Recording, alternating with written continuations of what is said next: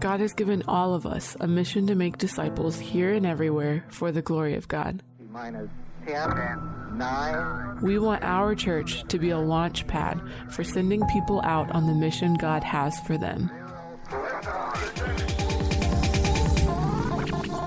Regardless of who you are, we all have a role to play. We are all involved in God's story. We pray that the story shared through Mission Control will encourage you to see how God is calling you to be used by Him. Welcome to Mission Control. My name is Amanda, and I'm the Communications Director here at First Baptist Melbourne and the host of this podcast. I'm excited that you're joining us today. In this episode, I had the privilege of sitting down with Cody Chester, our first church planting resident and the lead pastor of our first church plant, part of Launch 10X. Cody's story takes us from his experiences of ministry in Texas to his bold decision to move his family to Florida to plant a church in South Brevard. Throughout this candid conversation, Cody provides valuable insights into the challenges and joys of bi-vocational ministry, his passion for building a vibrant community, and his dedication to fostering connections in a world that often feels disconnected. Whether you're seeking guidance on pursuing God's call for your life, or you're curious about the ins and outs of bi-vocational ministry, today's conversation provides a wealth of wisdom and perspective. Cody's unwavering commitment to his faith and his community shines through. Before we begin, though, be sure to subscribe to this podcast to stay updated when new episodes are released. And as always, if you find this episode meaningful, why don't you share it with a friend? Okay, let's get to it. So Cody, where does God currently have you in mission right now in your life? Right now we are serving down in Palm Bay.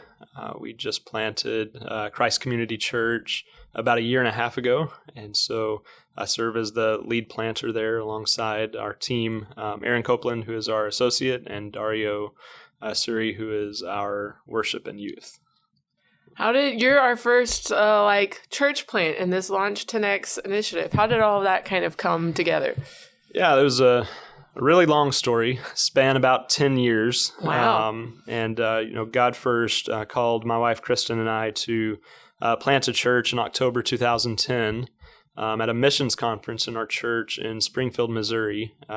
We had met with a church planting missionary in the Philippines named Greg Lyons, and he laid out his vision, and we kind of caught on to that vision, and our original goal was to go there, but God had other plans because of health issues. We ended up not going, and then just for the next 8 years, we served at a church in Texas in a variety of different roles, and in June of 2018, we just felt God saying, now is the time to go and do this thing you've been planning for, or preparing for all of these years. And so we actually narrowed down a few different areas where we felt God might lead us to plant, and this was one of those areas. And so in 2018, me and Kristen and our kids came down for 6 weeks and just lived here and just got to experience life here, fell in love, and this is where God led us. And so originally 2010 through a missionary named Greg Lyons, and then just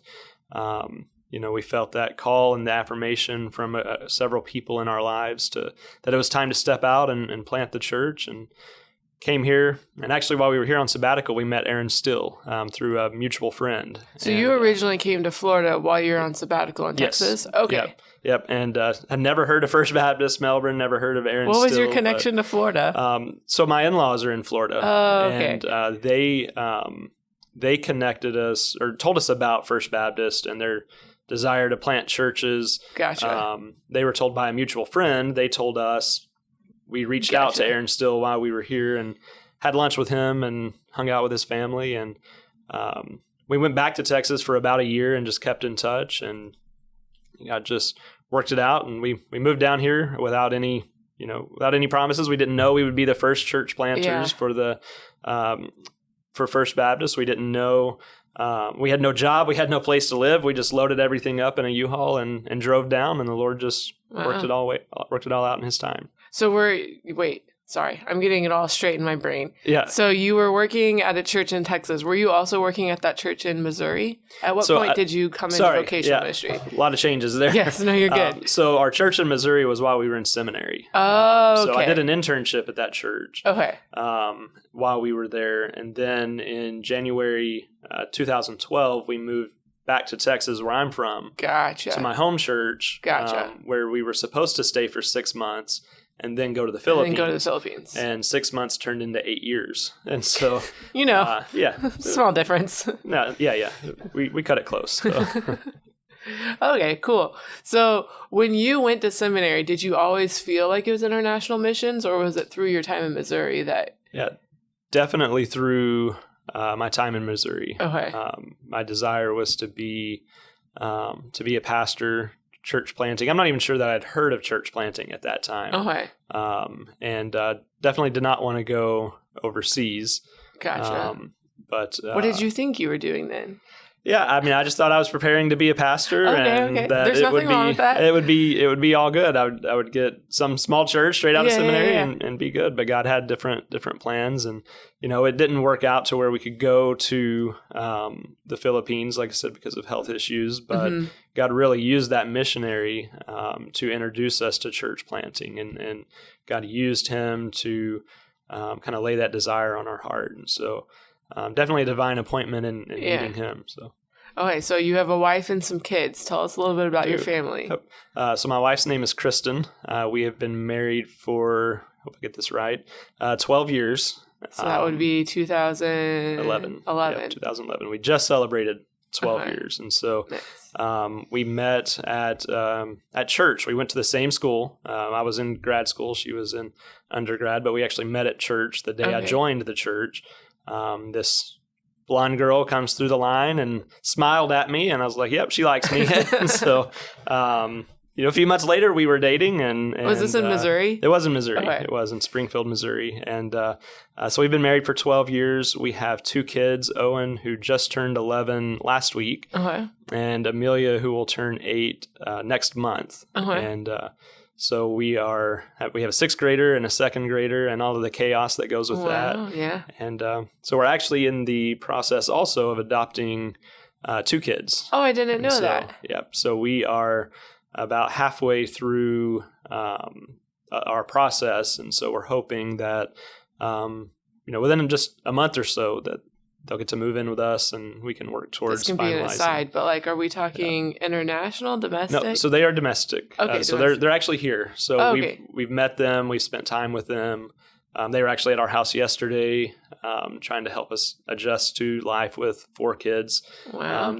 They'll be all together. The kids will be 4 years old, 6 years old, 8 years old, and 11 years old. Nice little stair steps. Little stair steps, but very rowdy. And so we crashed last night after we took them back to their home, but yeah, it's just for us, it's just something that God laid on our hearts a long time ago, and our kids are to that age where we felt like we could do that, and actually, since they'll be the older 2, they'll be the influencers and things like that. And so they're excited. They're on board. Everybody gets along really well. It'll be a big change with planting a church and doubling our family size there. So I didn't know that about you. We also have adopted? Okay. Yeah. So that's cool. Yeah. That's awesome. How is Christ Community going? I just totally blanked and it was there. Christ Community. How is the church going? Right. It's going really well. It's been really probably the best season of ministry for me. Everybody, as we're preparing to plant, we hear everybody speaking of the stress and things, and it is stressful. It is difficult, but it's been just a really great journey, a lot of fun. God put together an amazing core team when we launched, just a wide range of ages and backgrounds and gifts and abilities, talents, things like that. And so when we launched, we just had a well-rounded a team to carry out the ministries of the church, and it's just gone really, really well over the last year and a half. A few ups and downs and things like that, which are to be expected in any church. But God is just really working in our people, and so we are seeing tremendous spiritual growth in the people, in our membership. People are growing, and God is really preparing our people, I believe, to really effectively reach South Brevard. And so the community's been difficult. It's just such a large community, and it's just so dispersed. And so it's been that's been a little bit different. I'm from a small town in Texas where everybody knows everybody, and everybody knows your business and things like that. And so just definitely a different culture here than what I'm accustomed to. But God has given us a great group of people of influence and that really know the area, that love the area, that love what we're doing in South Brevard. And so that's been really good. That's awesome. So you have been our first church planting resident. Can you kind of speak into what that process was like for you, what value you got from it, or what drew you to the whole First Baptist Melbourne program? Yeah, so as far as what I think what drew us here and the value that there is are the same, and that is I am very introverted, and so I'm not outgoing by nature. Anytime I am outgoing, it's definitely forced, right? I'm building up the courage to do it, and so what I really loved about First Baptist church planting program is that it's not just a husband and wife going to a different city by themselves and just starting from scratch. You've got, you've got this entire church behind you. You've got this great group of elders behind you, and to give advice and to help. And you've got the training program that goes in with it. And so we were able to train while we lived here. We were able to train to reach the community that we were going to plant in. And so that was incredibly valuable. And so just the support system of just the church saying, hey, not only do we want to prepare you, but we want to equip you with a team. And, Pastor Scott told us, you can talk to anybody you want except for Megan, right? I remember that, yes. And they can go, you can take them. Megan is his wife, by the way. Megan Wilson. You can take them with you. And we had that freedom to do that. And, the way it worked out, God just drew all of these people in from First Baptist, a few from other churches in the area. Some moved from the other side of the country like 2 weeks before we solidified our core team and just jumped straight in. Wow. So we'd never met them before, never heard of them before, but they heard of us. Yeah. And so they jumped in. And so just the value of it is just the support system that you have behind you. We still meet with Aaron Still all the time, meet with Pastor Scott weekly. Anytime we need advice or anything, if it's guest services, we can always go to Scott Terry. If it's community, we can always go to Doug. Graphics, I bombard your email all the time. And so just the support system there, it's very, very beneficial. And I believe that it's that support system that will set not only Christ Community, but also 511 and the other churches that are going to follow. That's what will set us up for success, is having that established church behind us, and really every person in First Baptist that is praying for us and offering to help in whatever way they can. I'm trying to think of how I can phrase what is in my head as a question, and it just isn't. I think one thing that's been unique and cool to see that I'm not sure a lot of people even realize is in terms of what we're studying as a church.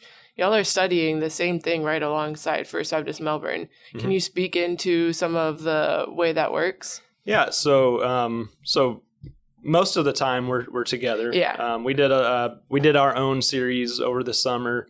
While Pastor Scott didn't do Flip This House with us? I didn't do Flip This House. I didn't, we're not moving, so I didn't moving into a new building. So I didn't, really feel like it pertained to us. We did focus on worship. We just went a different route with it. But we did the Ephesians studies together. We did the Christmas series together last year. We did the Joshua series earlier this year. We're doing Titus together now.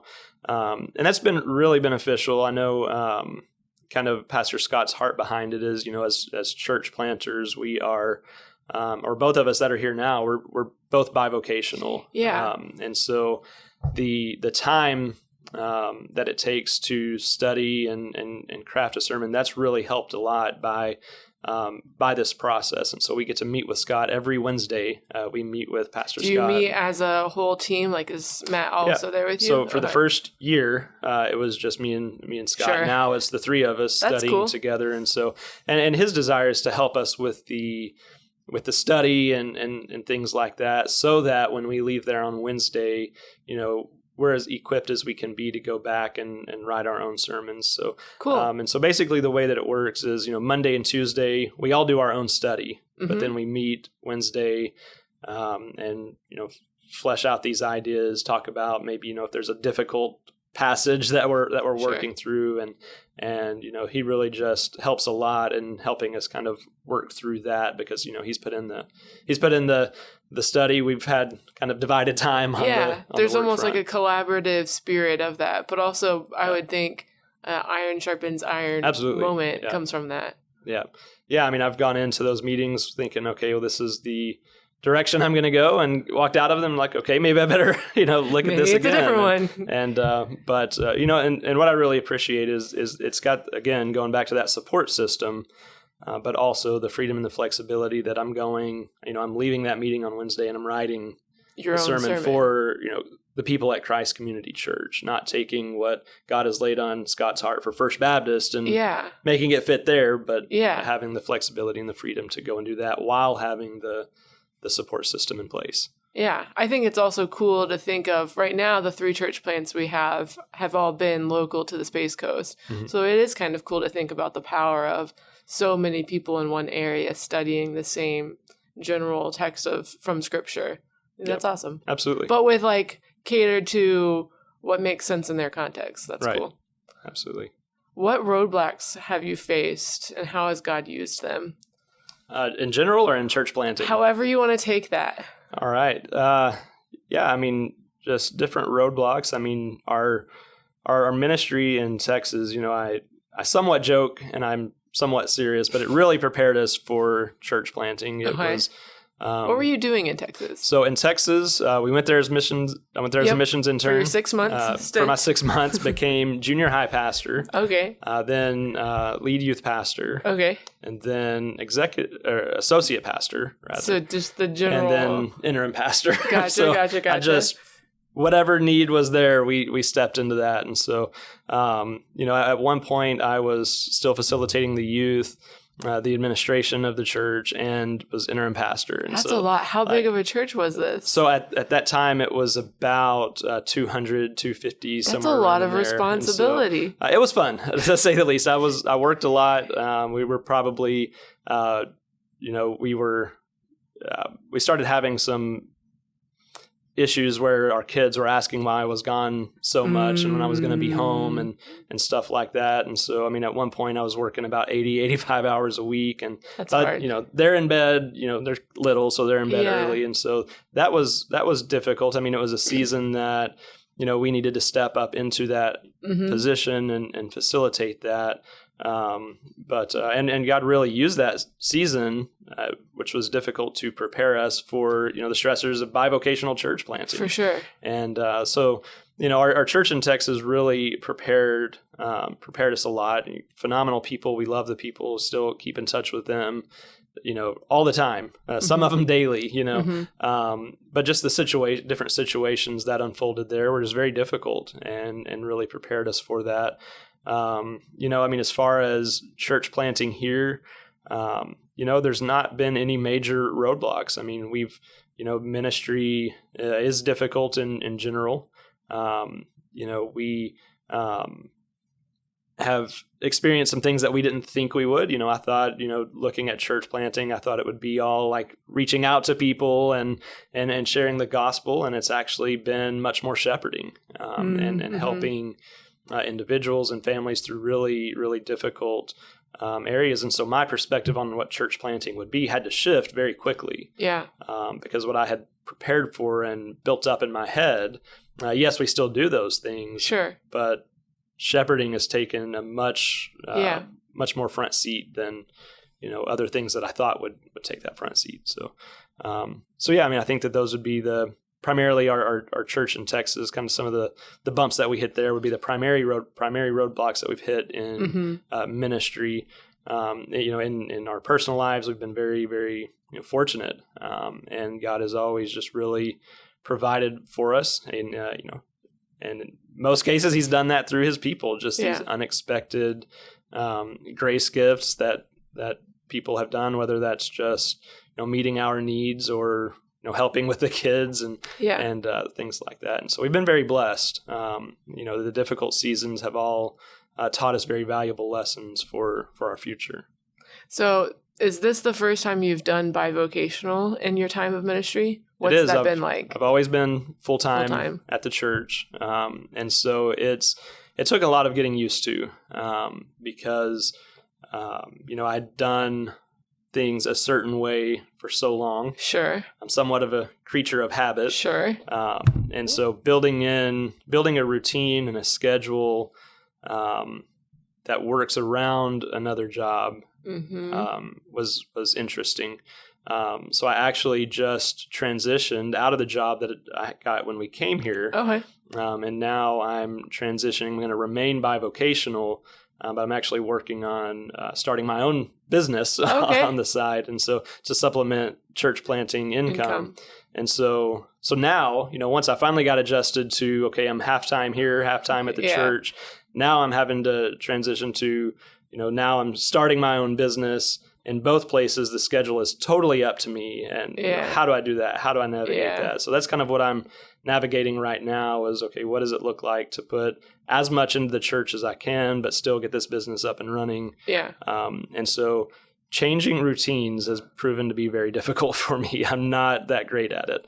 And so, but for me, having accountability. So I'm going to, I'll craft out a schedule, what my week will look like and give it to, the other, Aaron Copeland, our associate pastor, give it to our deacons, maybe give it to Aaron still, and just a group of guys that can hold me accountable. Like, okay, did you actually get up at 5 and get started and do 5 this? Is a rough wake up I have to call. get up. I have to get up at 5. I have to get started. But did you meet your goals as far as what you laid out in your routine? And so for me, that accountability is huge. So when did you start that transition to starting your own business? So I went, my last day at my job was the end of June. Okay. And so we went on vacation, got back from vacation, spent a couple of weeks kind of getting things in order that had been neglected. We're in the middle of a home remodel. You just like to do everything all at once is what I'm hearing. So we're going to adopt 2 children. We're going to start a business. We're going to start a church. It's great. I got to be busy, right? You're like, I was doing 80 to 85 hours in Texas. Yeah. My wife somewhat pokes fun at me because I don't sit still well. But I'm picking up on that. But, trying to get the home remodel done, especially before these other kids move in. Sure. And so we've got just small detailed things left. And so that's almost done off of our plates. But so now within the last week, I'm putting more emphasis into getting this business up off the ground. I've got... what kind of business is it? Yeah, so it's going to be really fun. It's bookkeeping. So digital bookkeeping. Hey, so, there's a need for that. Yeah, absolutely. Yeah. So I went to my undergrad.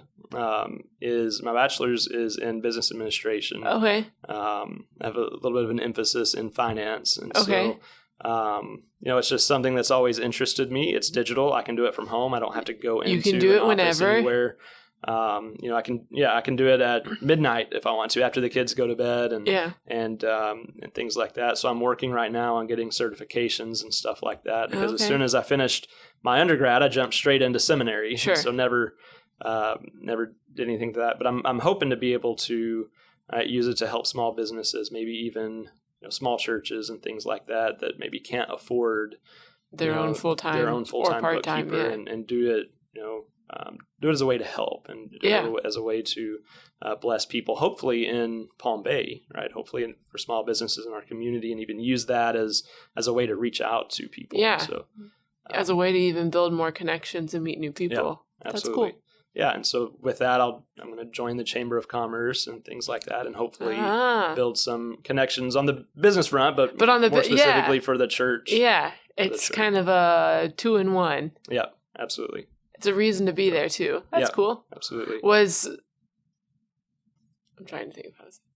Was the motivation for starting that also like one to provide, obviously, but was there a little bit of motivation for how you could get more into the community? Yeah, absolutely. I mean, so the job I had before, worked for a great Christian company, very flexible with my church planting schedule. But I was in a shop all day. Okay. And so, I was by myself, which can be good. I did a lot of listening to different sermons, different things, a lot of time just reflecting on my own study for my sermons and things like that. But I was kind of isolated. And so with this, it gives me the flexibility to provide. It gives me a much more flexible schedule.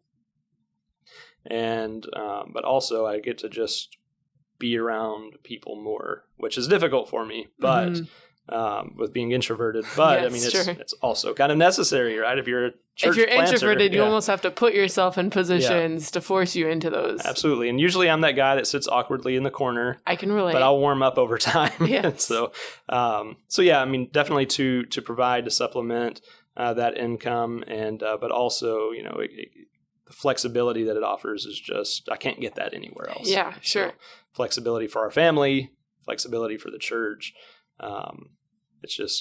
It's kind of what we're after there. So, is there a Palm Bay Chamber of Commerce? There is. I passed by the office on US 1, and so that's when I found it. Where on US 1? Yeah. Oh gosh. In Palm Bay on US 1. Palm Bay is, if you're not familiar with the area, Palm Bay is huge. And I think one thing that makes it interesting is Brevard County is just kind of, correct me if you've been here less than I have, but I haven't been here a long time either. The Brevard County is just kind of this conglomerate of lots of different areas. And then Palm Bay is just a huge, basically residential. There's not a whole, am I speaking wrong? There's not a whole lot of businesses. Mostly houses. So when it even comes to connection points and community gathering, what's interesting to me about Palm Bay is I feel like most people, I am a Palm Bay resident, leave Palm Bay for it. So we come up to Melbourne for things. Yeah, absolutely. So the idea of a Palm Bay Chamber of Commerce is just intriguing to me. Yeah. It's I'm not sure how big it is. Like I said, we haven't joined it yet. That's one of my short-term goals is to do that. And but they are there. They are functional, and so definitely looking forward to jumping into that. So, I'm excited to watch this from afar and see how it works out. It'll be interesting, Cody, trying to interact with strangers. What are you looking forward to in the next season of life? Oh, goodness. Or what excites you about ministry in the next season? Yeah, I'm just really excited about just kind of where we're headed as a church. We kind of are, what we see when we look at Palm Bay, and you kind of mentioned it a while ago that it's just this massive area. There's not a lot of like community centers. There's not a lot of community in general. People do have to drive up to Melbourne or West Melbourne, something like that. And so one of the things that our goal is to provide a place of community. Yeah. Our culture is so individualistic. We like to kind of just do our own thing, go home, unplug, or our sense of community is online. And so, we live lives that are around a lot of people, but not with a lot of people. And so one of the things that we're really looking forward to is just being able to provide that place of community in Palm Bay, South Brevard. And, one of the things that we hear about from a lot of people that come in and join us is the sense of community. Yeah. It is the family feel. And, that's just really what our culture in general is missing.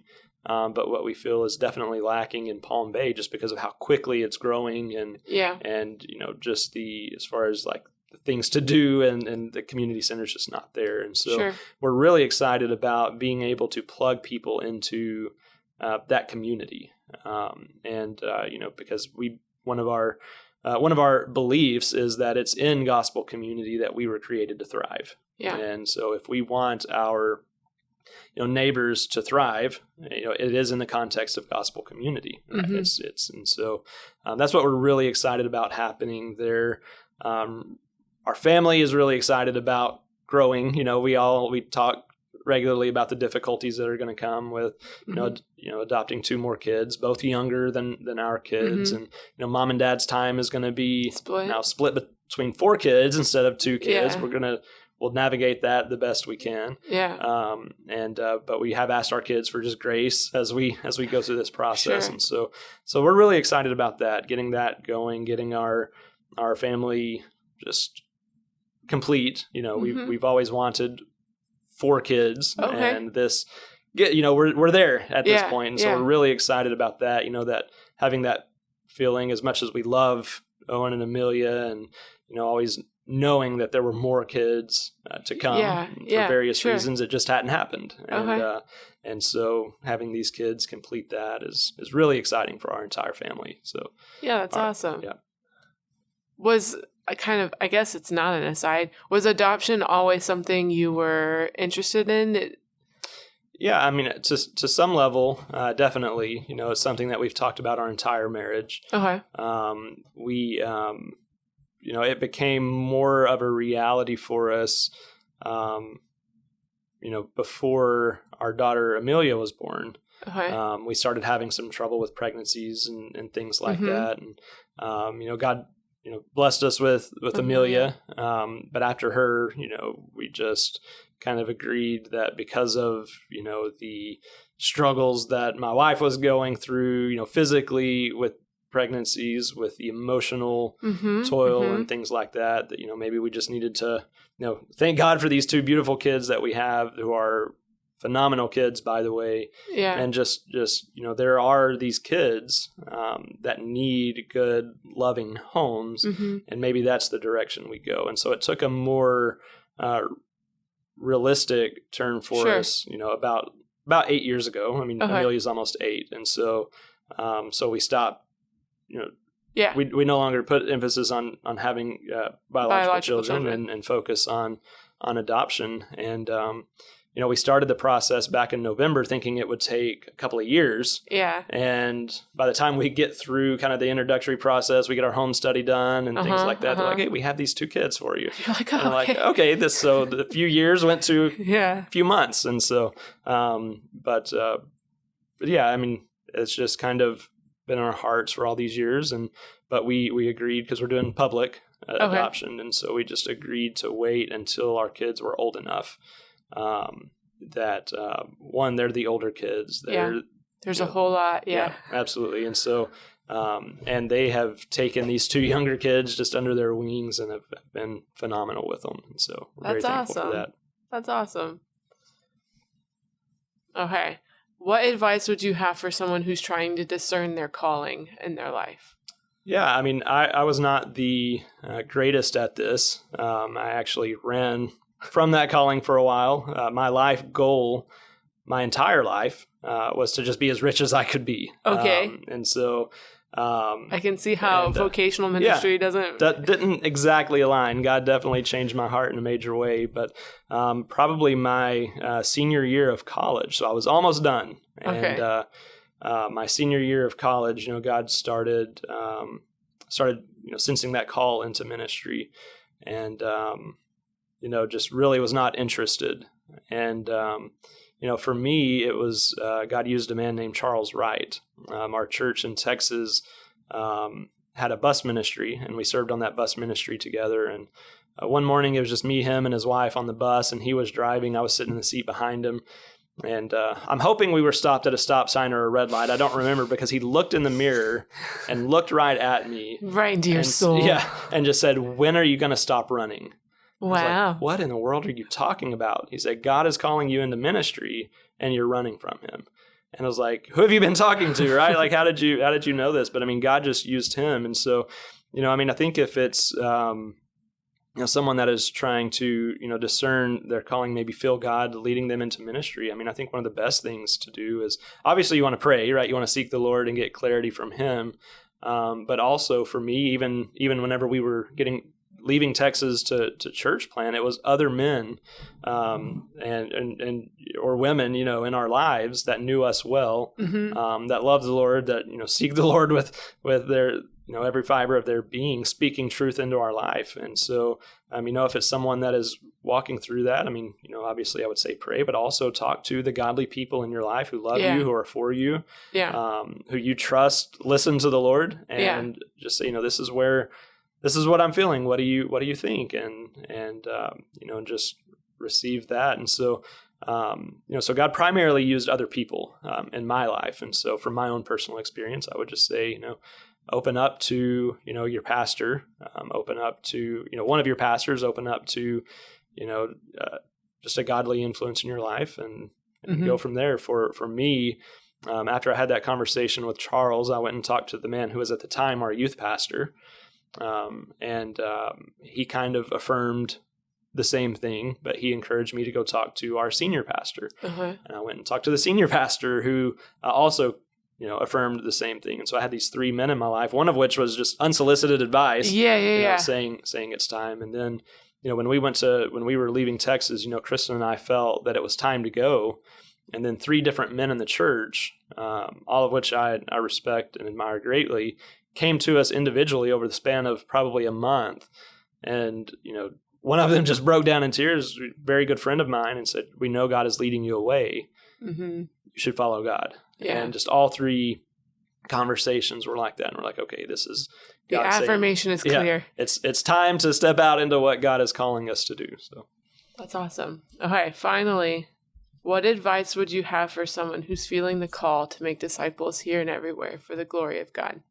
Yeah, well, I think first off, I think that is a calling that we all have as believers. It's directly attached to our great commission that the Lord has given us. And so I do believe that we are all called to go and make disciples. I believe that, maybe a great first step, if it's not something that you've necessarily done before, is, again, find a person of influence that you trust, that is actively engaged in making disciples, and learn from them. Sit under their teaching, their leadership, watch what they do, and then begin to practice it. One of the ways that we tried to prepare when I was a youth pastor, we tried to prepare our students in Texas was that, we would have a discipleship relationship with them for a period of time, maybe 6 months or a year. And then we would just encourage them to begin to replicate what we had done with them with someone else. And so, it kind of goes back to that old adage, which we used this past week in Titus chapter 2, but, there's an element of things that can be taught and there's an element of things that can be caught. And so, we would do the teaching, we would model, and we would encourage them to then go and do the same. And so I would encourage people that are, maybe kind of on that ground floor of stepping into this call that God has placed on all of our lives, to be discipled themselves, by a good quality discipler, and then begin to replicate what you've seen there. So awesome. Well, thanks for joining us this morning. I didn't feel like it was awkward at all. Good. You did great, Cody. Good. All right. Yeah. Good. Well, thank you very much. I wish you lots of success with this new business. Thank you. I definitely appreciate it. Thanks for listening to this episode of Mission Control. If you're interested in learning more about Launch 10X and the different ways to get involved in what God is doing here at First Baptist Melbourne, a great place to start would be visiting our website, launchme.church. Stay tuned for our next episode of Mission Control, where Brandon Harvath will be joining us. Brandon is currently serving as the Chief Executive Officer of Christian Care Ministries, which has its headquarters here in Melbourne, Florida. In our conversation together, Brandon shares a lot about his trip to South Asia in the fall of 2022, which happened to be the very first international mission trip he had ever been on. I was personally really encouraged by our conversation, and I think you will be too. Until then, have a great week on mission with King Jesus.